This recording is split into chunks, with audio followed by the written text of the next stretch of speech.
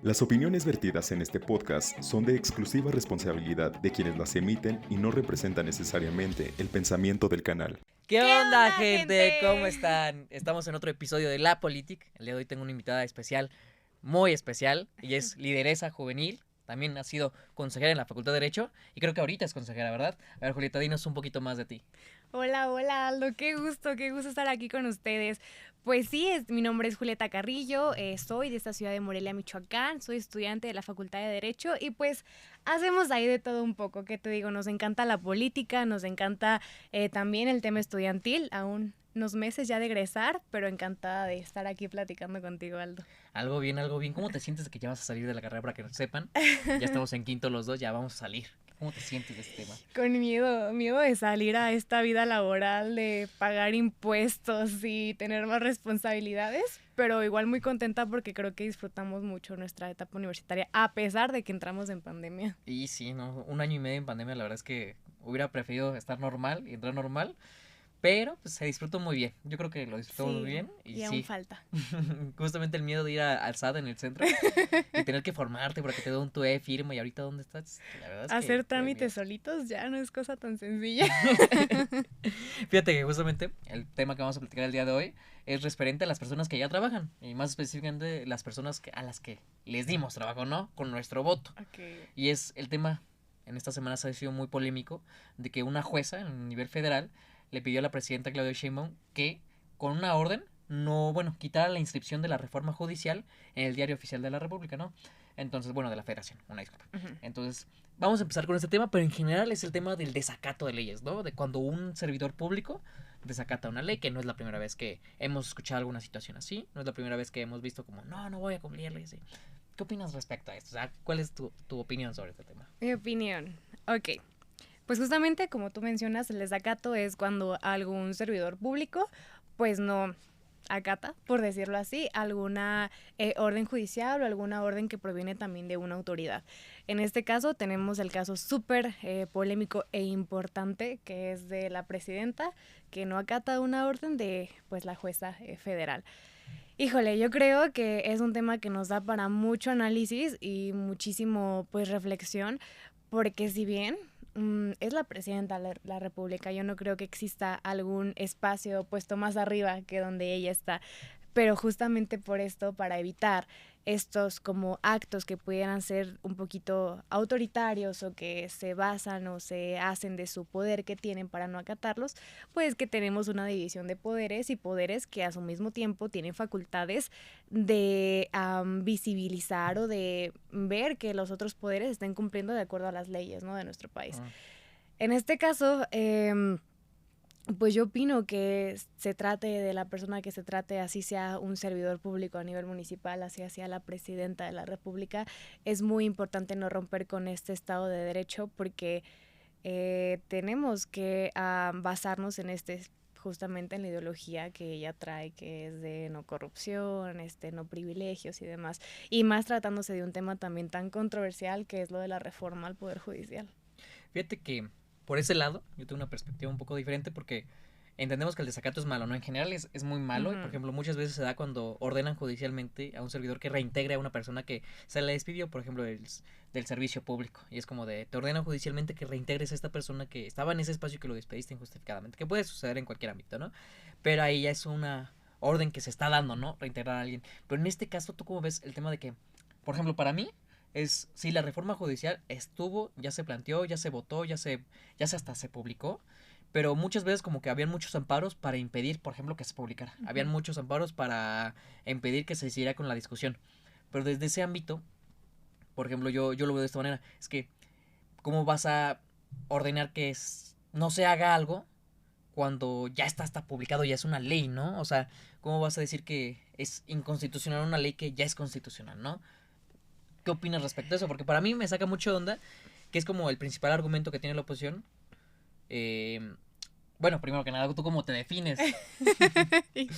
Yo sí me defino como de oposición. Ok, perfecto. Pero una oposición crítica, o sea, también sé analizar y criticar los errores que ha tenido la oposición y los aciertos que ha tenido el gobierno actual y viceversa. Ok.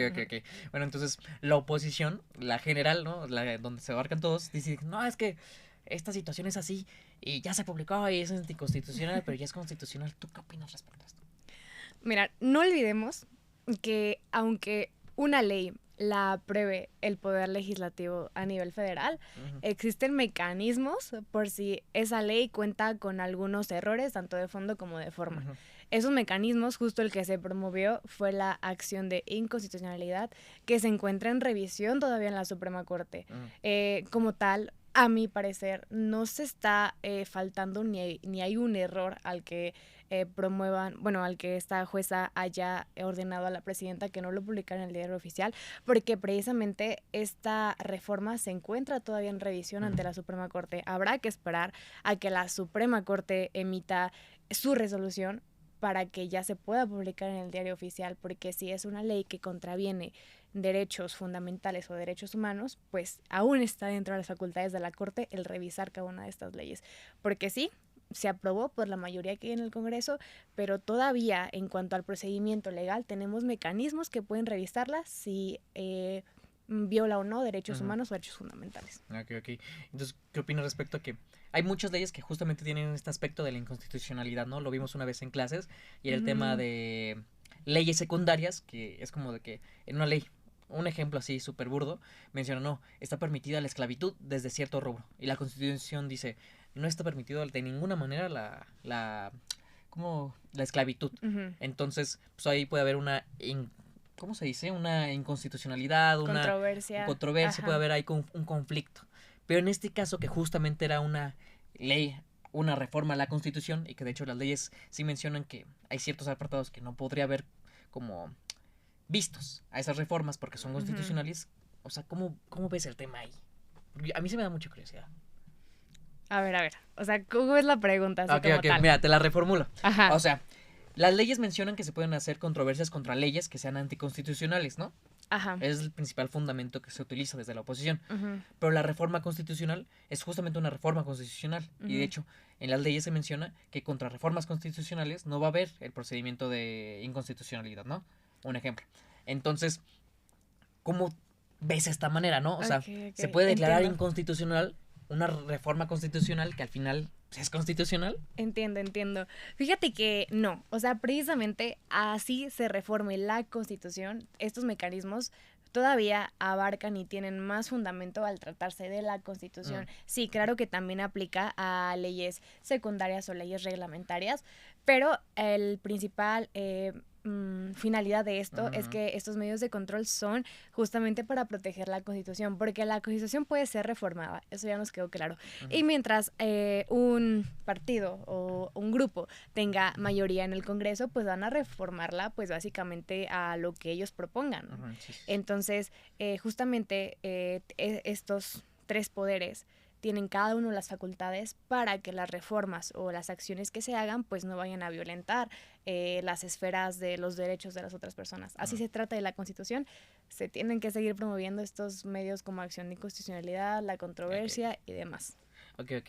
Y ya, regresando un poquito al tema del desacato, o sea, dentro de las funciones públicas, ¿tú cómo consideras que, o sea, cómo lo has visto? Porque muchas veces pasa, ¿no? O sea, en esta ocasión estamos viendo un tema muy grande, que es este tema de la presidenta contra un poder, o un poder contra la presidenta, pero en lo general, muchas veces lo vemos. Yo lo platicaba hace unos momentos del tema de cuando despiden a alguien injustificadamente que es servidor público, ¿no? ¿Cómo lo ves en ese ámbito? O sea, ¿has tenido alguna experiencia, algo que nos quieras contar desde ese lado? Fíjate que una experiencia no. Y espero nunca tenerla. Bueno. Y si la conozco, venimos y la contamos después. Okay. Puede ser vista, ¿eh? No necesita ser parte. Y yo, ¿cómo que algo me sabes? ¿Y tú fíjate algo? Que este era mi contrato. Yo debo confesarles. Y mencionas nombres, ¿no? No. Puesto y cargo. Imagínate, los pueden encontrar en Tan Dirección. Bueno, el desacato yo creo que en cualquier nivel está mal, o sea, si se trate de lo más mínimo, de lo más, pues sí, de los niveles pues más subordinados que podemos encontrar, está mal, porque el desacato yo creo que puede ser el ejemplo perfecto de la falta tal vez de cultura cívica y moral que le falta a tal vez los ciudadanos mexicanos, ¿no? Sabemos que tenemos un poder judicial, sabemos que tenemos jueces, sabemos que hay sentencias, pero ¿hasta qué punto podemos escaparnos de la justicia? Y también hasta qué punto pues la justicia es impartida correctamente, que pues ahora sí que le llega a inocentes o personas que no lo merecían. Yo creo que tratándose del tema de servidores públicos, es que yo creo que hay muchos servidores públicos que realmente no saben toda la reglamentación o todos las responsabilidades que conlleva ser un servidor público. Creo que también en nuestro país hace falta que se capacite un poco más a los servidores públicos y que de verdad sean personas que tengan la convicción de hacerlo, porque justo su nombre lo dice, están para servir. Entonces, no nos toca que de repente vamos a hacer un trámite y ni siquiera nos saben asesorar, no nos saben orientar, no nos saben guiar, lo hacen de una mala manera, y nosotros lo sentimos, nosotros que somos personas que tal vez tenemos un poquito más de privilegio porque hemos podido estudiar, sabemos leer, tenemos la oportunidad de expresarnos, podemos investigar por nuestra cuenta, pero aquellas personas que no han tenido esos privilegios, que se acercan a algún servicio público y que también son recibidos de esta manera, yo creo que en tema del servicio público pues nos falta todavía muchísimo para poder dar algo de calidad. Justamente mencionaste algo importante que no solamente está en la cúpula más alta de este país o el perfil político más alto de este país, sino de que el desacato es un problema que existe no solamente en los servidores públicos, sino está en la gente, porque los procesos judiciales normalmente lo tenemos los civiles entre nosotros mismos, ¿no? Y algunas veces contra el Estado, que en este caso, por ejemplo, sería algo penal.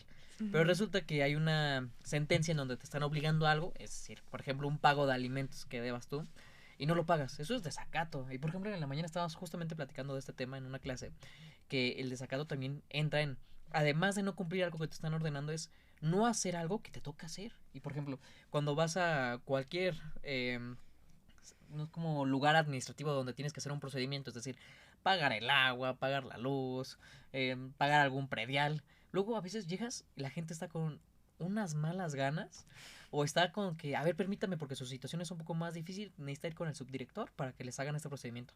Llegas y no está el subdirector. Ahí llega mañana, porque no está aquí si su cuadre de percepción o donde tienen que estar trabajando, pues es aquí, ¿no? Porque no está. Entonces, justamente el desacato es pues algo parecido a la corrupción, diría yo, porque la corrupción está permeada en todos lados. Pero entra en un tema pues muy delicado que ha causado, fuera de que muchas personas no reciban lo que tienen que recibir en servicios públicos, pues ha causado, yo creo que hasta pues tal vez como una descomposición en el tejido social, ¿no? O sí, sea, el justamente. Que tengo una orden judicial, pero no importa, o sea, yo sigo con mi vida como si nada. Esto del tema de las pensiones alimenticias, créeme que yo en el tiempo que tuve la oportunidad de practicar en un despacho, o sea, yo veía el pedir una pensión alimenticia era un problemota, o sea, era de que no la dio este mes, no la dio el otro mes, ya tenemos que decirle que el omitir con la pensión alimenticia es un delito, que la vamos a meter a la cárcel, o sea, eso ya es desacato. Sí, justamente. Eso ya es desacato, el que te llegue, no sé, el cobro de un pagaré y tú digas que no, o sea, y te salgas de la casa y digas que no tienes nada a tu nombre, eso ya puede ser un desacato. Entonces, híjole, yo creo que hace falta muchísima, tal vez, educación en el tema y también que quienes se encargan de impartir la justicia, tanto las fiscalías como el Poder Judicial, pues un poquito más de eficiencia y eficacia en su trabajo, porque si las personas se pueden evadir de la justicia, pues tal vez porque el Estado no le ha brindado suficiente para pues para cubrir, ¿no? Con esto. No quiero decir que nuestro país se vuelva como una cacería de personas, porque tampoco no. Yo creo que cualquier ser humano tiene el derecho a una defensa. Eso sí, pues como estudiante de derecho no podemos pensar lo contrario, pero que es un tema muy grave esto del desacato, porque también nos hace pensar que no vamos a respetar pues esta figura en donde se basa nuestra república, que es en, no sé, pues tribunales y demás. Fíjate que justamente es algo contradictorio, ¿no? A partir de una sentencia, hablando de lo civil, hablando de las personas comunes como nosotros, te ordenan judicialmente hacer algo, pagar la pensión. Y dices tú, no lo voy a hacer. se supone que ya es judicialmente, o sea, ya pasaste un proceso donde se le está obligando a esta persona a pagarla, ¿no? Ahora, ¿cómo le haces para que le vuelvan a cobrar? Porque en teoría, pues va a la cárcel, ¿no? Si no pagas tus alimentos, debería de ser la siguiente pena. Pero para pedir ese procedimiento, para pedir que siga con ese paso, tú todavía tienes que pasar al juzgado, tienes que pedirlo mediante oficio, tienes que hacer algunas cosas administrativas y se vuelve larguísimo y él puede decir al final, aquí está. Y o sea, ya pagó. ¿Y eso lo ves mal? Que pague al final, o sea, que ya se espera hasta el último momento para que pague la pensión y ya no entrar a la cárcel, sí. Porque si ya no pagó, es como ya, tienes que pagar de todos modos, pero tú ya te vas pues a la respectiva consecuencia, ¿no? Pero el que se esperan al último momento, porque a mí también me ha tocado, ¿no? Estar como en una situación en donde hay pensión y así, y se esperan al último momento para pagar todo el dinero. Para ya no ir a la cárcel, sí, lo veo mal. Sí, claro, porque hablamos de un sentido de obligación y de responsabilidad, ¿no? Pero también si hablamos de enfocarnos en una justicia, tal vez no meramente pues basada como en la punibilidad, yo creo que también se vale como el buscar otros mecanismos para no solo meter gente a la cárcel, o sea, así como agotar las medidas necesarias, porque también la cárcel, pues si bien no es un medio de reinserción como tendría que serlo, ¿no? De que van las personas como a reformarse y reinsertarlas hacia la sociedad próximamente. Yo creo que sí se vale agotar mecanismos mientras no dañes como los derechos de la otra persona. Por supuesto, deberíamos de crear alguna nueva, un nuevo concepto, una nueva institución que regule a estas personas, ¿no? Que no cumplen, o sea, que ya tienen una sentencia y que no cumplen con lo suyo, pero pues como qué podríamos hacer, o sea, ahí sí se me viene a la mente. Es la creación de políticas públicas efectivas. Por ejemplo, ahorita que hablamos del tema de la pensión, tuve la oportunidad el año pasado de ir a un foro al Senado justamente donde habla de los derechos de las infancias.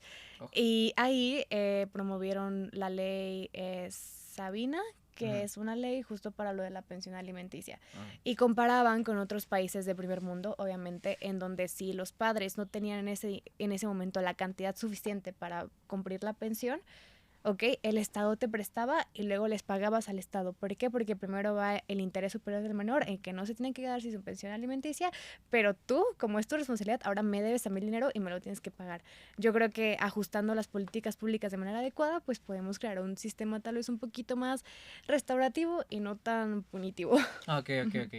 Sería reformar también, ¿no?, las cárceles y que dejen de ser lugares donde, por ejemplo, muchas veces antes yo me acordaba que les decían la escuelita, que era donde entraban y aprendían muchísimas más cosas de las que pues tenían que ser buenas, ¿no? O sea, aprendían cosas malas, por así decirlo, y hacer como, no sé, por ejemplo, las cárceles en Finlandia que dicen que son muy bonitas y que realmente hasta hay televisión y que hay cosas bonitas. ¿Crees que sirvan ese tipo de cárceles? Híjole, es que yo creo que también la cárcel no tiene que ser un privilegio porque... Por supuesto. Por ahí he escuchado que hasta dicen, no, pues en la cárcel le van a alimentar 3 veces al día. Sí, yo creo que hablar de ese tema es realmente delicado porque pues no conocemos a nadie. Bueno, yo no conozco a nadie que haya estado en la cárcel y después haya salido.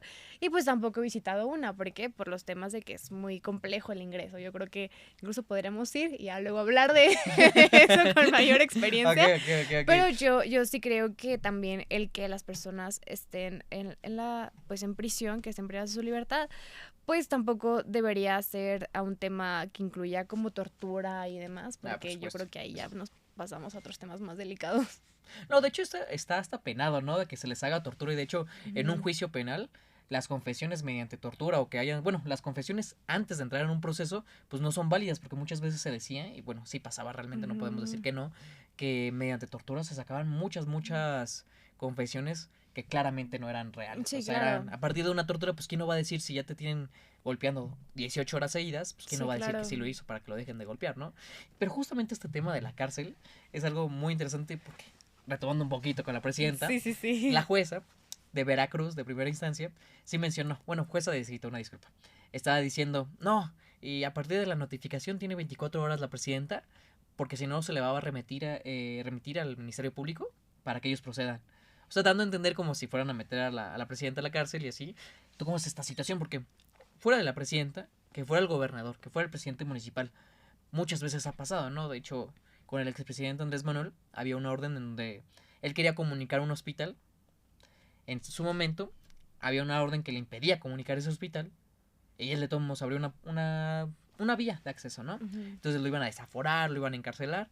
¿Cómo ves esta situación? Porque ya fue muy polémico hace 18 años. Ujú. ¿Cómo lo ves ahorita? O sea, ¿se puede hacer eso con alguien ya un funcionario? ¿Es más con el presidente? Presidente. Pues que yo creo que legalmente Ujú. sería como Lo factible. en la teoría lo que Ah, ok. pasaría, pero claro que nadie tiene el poder que tiene una presidenta o presidente, Ujú. entonces yo creo que en el tema político pues no se, obviamente no se turnaría al Ministerio Público, porque ¿qué Ministerio Público va a querer actuar en contra de la presidenta? No, sí, por supuesto. O sea, Ujú. por más de que sean de oposición, no creo que, por ejemplo, en el estado de Querétaro, que tiene una situación, el estado es rico, por así decirlo, es de los que salen más adelante. Entonces no creo que su fiscal en Querétaro diga, yo me voy por la presidenta. O el de Veracruz, que de allá salió, ¿no? Porque se metería en un problema muchísimo más grave, pero fuera de la presidenta, que es un puesto muy, muy grande y que es pues el máximo cargo que hay en el Máximo. país, ¿no? ¿Crees que podría pasar en algún presidente municipal? ¿Crees que sería factible? ¿Cómo crees que se podría seguir? Porque, te digo, que fuera contra una persona que despidieron injustificadamente y que esa persona no lo quisiera acatar. Que eso es algo que pasa muy recurrentemente en cualquier lugar, en cualquier gobierno, de cualquier partido. ¿Cómo lo ves ahí? O sea, Pues no olvidemos también que todos estos personajes tienen fuero y que Mm. antes de también poderles iniciar un proceso penal, pues tiene que ser. pues tendrían que desaforarlos. Y esto depende, el desaforo depende de un tema de intereses políticos muy Por grandes. supuesto.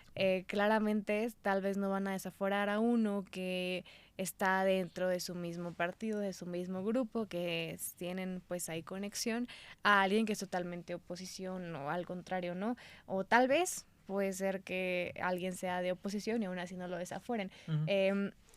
Yo creo que esta figura es muy importante porque también si no existiera pues el fuero, se daría para iniciar procesos penales Así abiertamente. abiertamente, meramente por intereses políticos, ¿no? Que si tal diputado no va a votar a favor de mi reforma, pues le hago un proceso penal.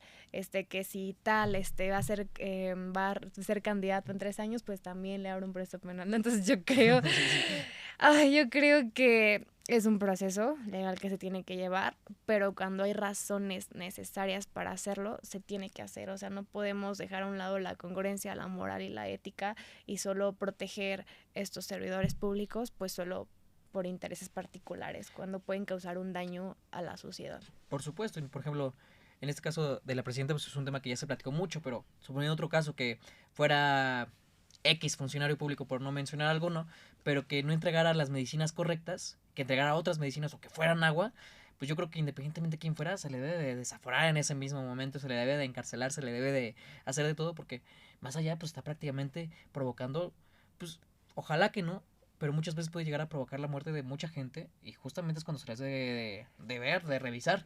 Pero es ¿Por que qué? imagínate si iniciáramos ese proceso contra todos los que han pasado por nuestro país. Pero es que el problema ahí es cuando Ajá. entra el tema de la gente, ¿no? De los mexicanos que tenemos esto interiorizado, que la neta sí es un problema muy grave, ¿no? Sí. Pero, o sea, yo sí lo vería así. Obviamente lo ideal sería eso, ¿no? Sí, no, de que Pero ¿cuántos quedarían que se salvaran? muy pocos, Muy pero es que pocos, ese es el problema, ¿no? sí. Porque justamente ahí es donde debemos de decir, ¿sabes qué? Corrupto que haya, corrupto que se me va. Y imagínate, hay gente que se roba dinero, lamentablemente, muy malamente, quedó ahí. Pero la Ujú. gente que ya afecta a otras personas, que les quitó sus casas, que les quitan sus terrenos, que por ejemplo la de... Antes pasaba mucho, ¿no? Lo de la información privilegiada, Ajá. que sabían dónde iba a pasar algo y que compraban todos esos lugares de ahí. Pues obviamente están afectando a mucha gente. Esa gente sí, ni perdón, o sea...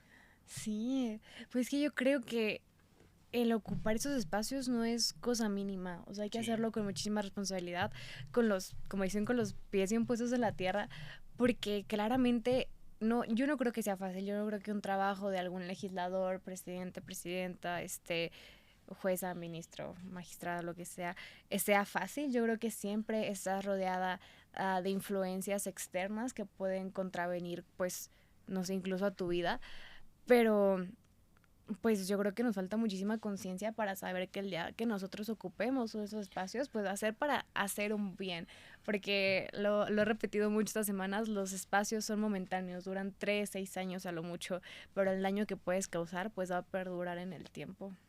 Justamente es un tema muy, muy complicado porque mucha gente no lo entiende, mucha gente dice, ya llegué, es momento de servirme, que es muchas veces lo que pasa. El servidor público debe servir a la gente, no servirse de todos. Pero van a durar 3 años. ¿Y cuánto va a durar lo que hicieron? O sea, a las personas que ya no están acá, ¿quién las va a traer de vuelta cuando tú te vayas? Y es un tema, pues la verdad, muy triste. Estamos llegando a los últimos minutos de este podcast, mi querida amiga Julieta. ¿Algo que nos quieras mencionar ya para tocar los últimos puntos de este tema? Pues simplemente invitar a todas las personas que nos escuchan, que ojalá y la mayoría sean jóvenes, pues a que uno, cuando nosotros emitamos nuestro voto, lo hagamos de una manera muy consciente, que seamos conscientes de la responsabilidad que eso significa. No importa si no estamos inmersos en el tema político, si no sabemos, con gusto les podemos explicar, pero no importa su profesión, créanme que las decisiones que se toman de estos ámbitos nos repercuten a todas y todos, ya sea de manera positiva o de manera negativa. Y pues también a que como jóvenes, como juventudes, sí seamos pues por lo menos esa semillita de cambio, tal vez dentro de nuestro salón de clases, de nuestra familia, de nuestro grupo de amigos, porque pues México nos necesita que impulsemos y que saquemos adelante todo lo que está pasando.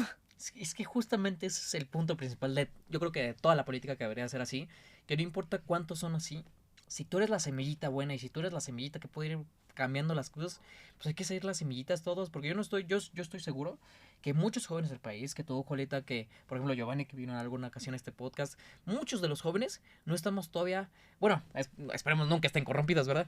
Pero no están corrompidos en estos momentos y que de verdad quieren un país mejor, que de verdad quieren oportunidades para todos, que de verdad quieren que no haya niños vendiendo en la calle, que no haya niños que no estén comiendo el día de hoy, que haya gente que sí tenga sus 3 comidas el día de hoy. Entonces yo creo que esas personas podemos ser las que hagamos el cambio y que si alguien te dice, ay, es que todo el mundo lo hace. No, es que todo el mundo lo hace no significa que esté bien. No, y que nos preparemos, que estudiemos para que el día que creemos políticas públicas, iniciativas de ley y demás, pues lo hagamos con la pleno conocimiento de lo que puede causar. Y pues sí, o sea que ojalá y se nos haga llegar algún día. Y si nos ven haciendo cosas malas, nos recuerdan este podcast donde prometimos no hacerlo nunca más.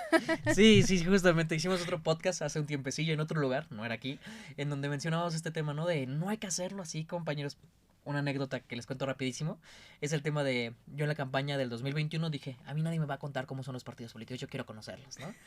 Entonces conocí los partidos, dije, necesito ver cómo son, quiénes son las personas, ¿no? Llega un partido de un color azul y hay una personita ahí que me invita y me dice, avanza el tema de la campaña, ¿no? Todavía no empezaban los procesos reales, pero avanza y me dice, cuando ganemos, Aldo, cuando ganemos. Teníamos como 17 años, 18 años, y era como de, estamos hasta más bajo, o sea, estamos lo más bajo que se puede caer, bueno, no caer, sino lo más bajo que está la estructura política.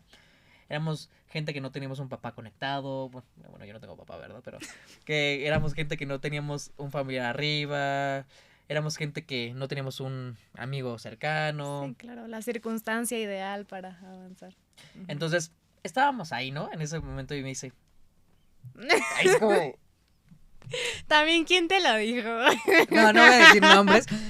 Son amigos. Yo sí sé son amigos y les quiero mucho, pero fue cuando me di cuenta y dije, si estamos hasta más bajo y ya piensas así, pues qué lugar nos están enseñando aquí, qué es lo que nos están vendiendo, qué es lo que nos están pues promoviendo a hacer, ¿no?